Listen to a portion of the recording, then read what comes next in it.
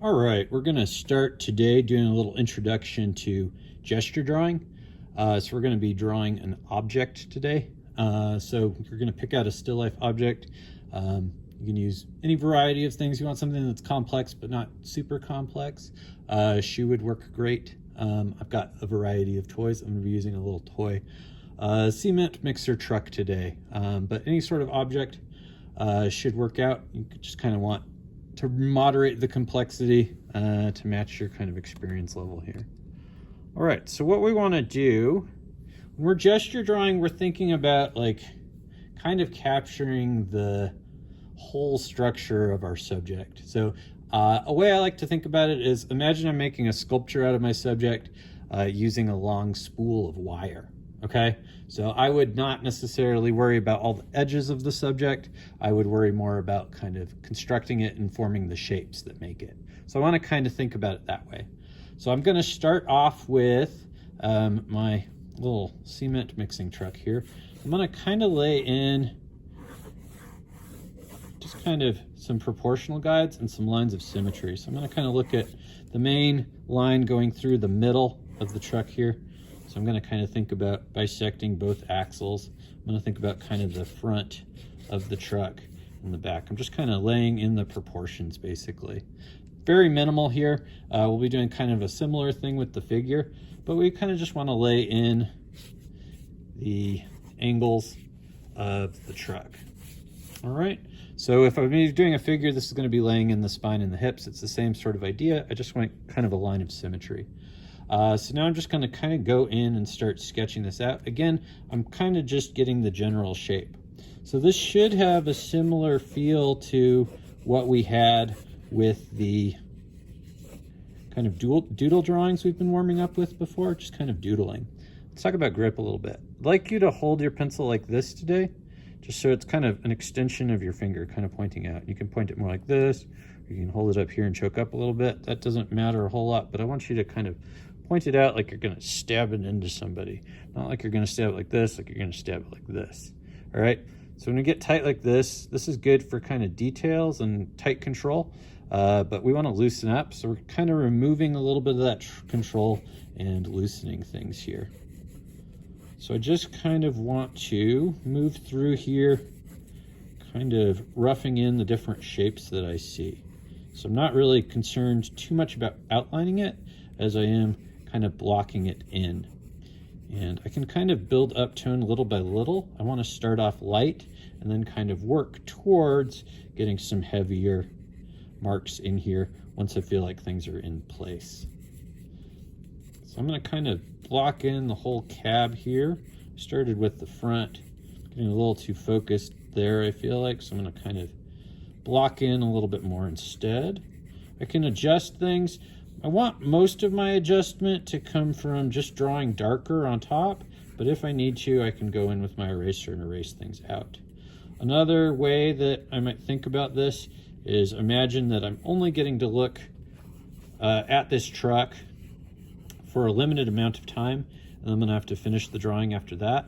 So right now I'm trying to record as much information about it as I can, and I'm not focusing on the outlines and contours so much. I'm trying to kind of bulk the whole thing. So we want like a mix of lots of different types of lines. We want like cross contours like this going across. We want like edges like this and here.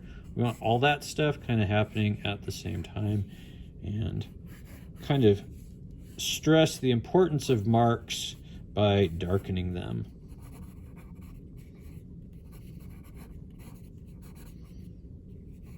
So we use this a lot for figure drawing.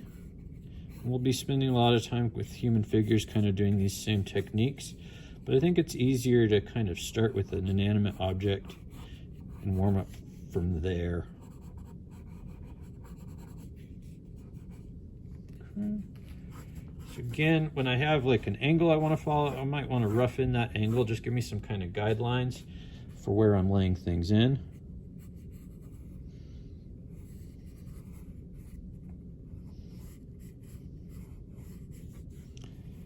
And again, we don't want to, especially in the beginning, get too concerned with this ending up right or as expected. We just kind of want to think about this as an exercise in trying to move our eyes and our pencils together.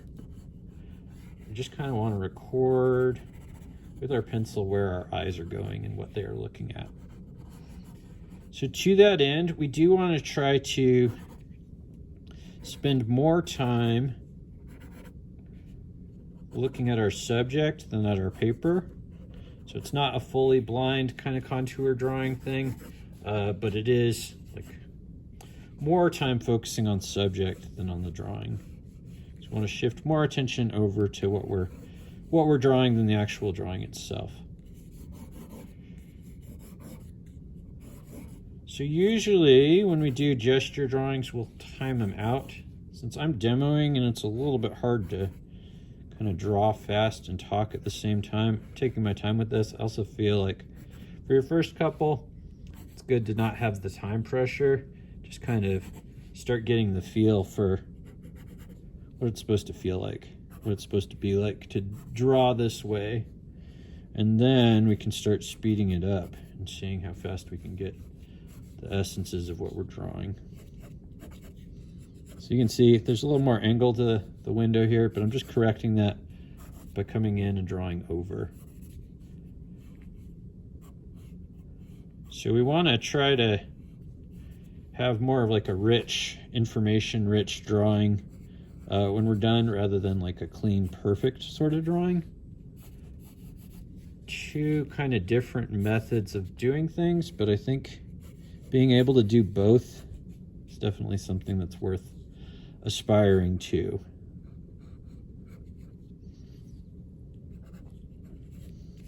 Okay, let's get those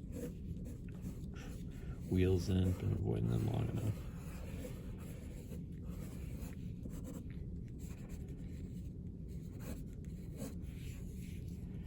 So the end goal is to kind of establish more correct position and proportion of elements rather than a lot of detail on where the edges are or how the light's bouncing off of it. This is kind of what we use for a warm-up step, or if you're doing studies of a subject that you were going to do a more in-depth image of, you'd probably do a couple of studies, kind of like this.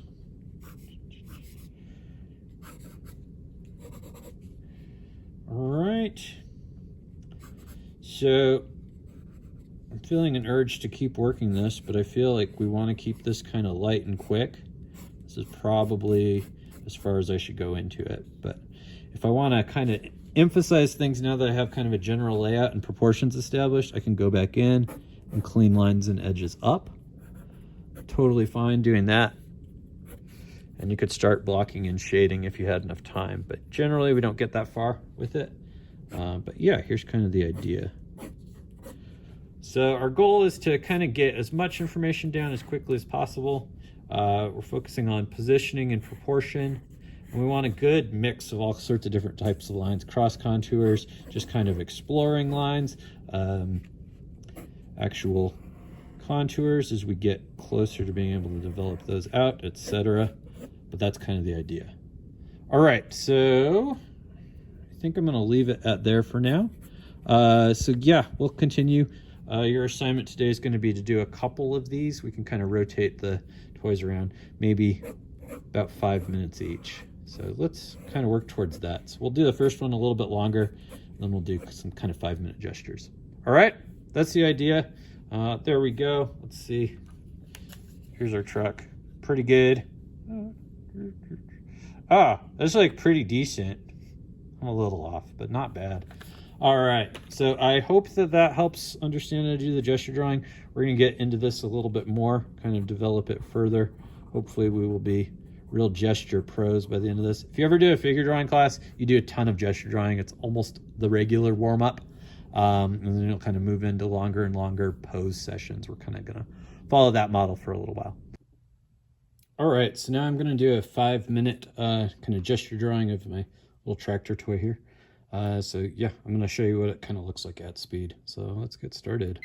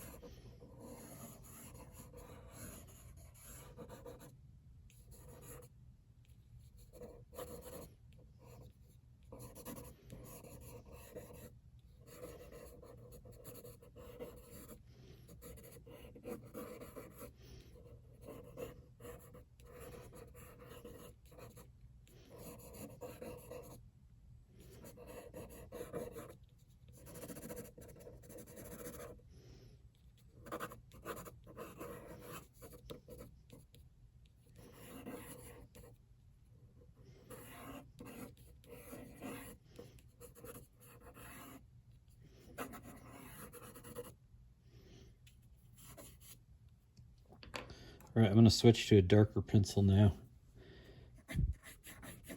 Choke up a little bit on it. Darker pencil is just to kind of get some darker lines now that I have things laid in more or less.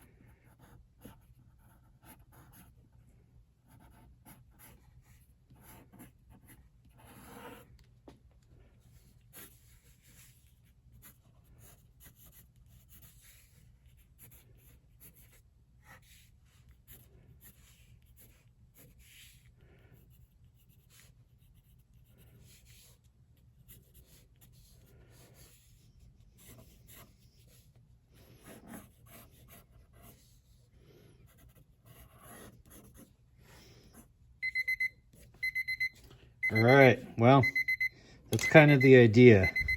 Turn that off. So yeah, there's my tractor. It actually looks a little shorter than this one does. It's a little off on the height maybe, but not too bad. So that's kind of the idea with the gesture drawing and kind of developing it into kind of a longer thing from there. So there we go. We'll kind of move on to mannequins and then figures after this. So that's kind of an introduction to gesture drawing.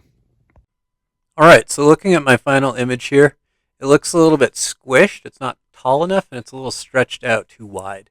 So that's telling me that I probably need to check my proportions earlier on in the process. Just check that length and the width.